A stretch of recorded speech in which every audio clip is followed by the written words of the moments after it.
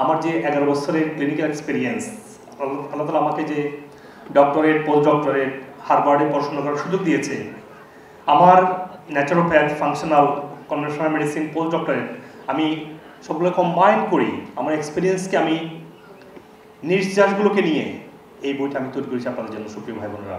একটা মানুষের সকাল থেকে সন্ধ্যা বিভিন্ন বয়সের বিভিন্ন রোগের টাইপের উপর ডিপেন্ড করে এবং বিভিন্ন ওয়েদার ক্লাইমেটের উপর ডিপেন্ড করে মানুষের সকাল থেকে সন্ধ্যা কি হেলদি লাইফস্টাইল হওয়া উচিত, ডায়েট হওয়া উচিত এবং কোন রোগের জন্য কোন ধরনের প্রটোকল ফলো করা উচিত।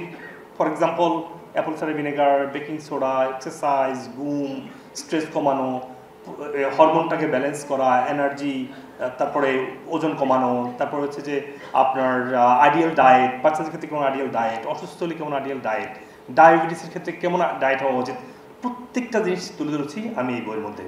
আজকে পৃথিবীরই 70% বেশি মানুষ ক্রনিক রোগে ভুগছে এবং এদের বেশিরভাগই মেডিসিনের উপর নির্ভর করে বেঁচে আছে।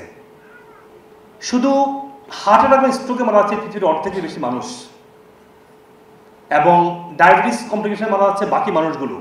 সেটা পরে আপনার অটোইমিউন ডিজিজ, অর্গান ফেলিউরগুলো তো আছেই, তারপরে আছে আপনার respiratory issue, allergy, immune, cancer, সবগুলো জিনিসগুলো তো শুরু হয়ে হচ্ছে মেটাবলিজম এবং ইনসুলিন রেজিস্ট্যান্স দিয়ে। ওষুধটা আপনাকে রোগটাকে সিমটমকে কন্ট্রোল করে ব্যান্ডেজিং করে দিচ্ছে, it's not fixing the disease.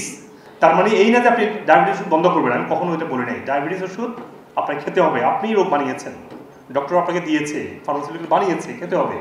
আজকে আমাদেরকে মনের মধ্যে বিশ্বাস করানো হয়েছে আপনি সুস্থ হবেন না, সারা জীবন ওষুধ খেয়ে যেতে হবে, আপনি শেষ, এটাই আপনার নিয়তি।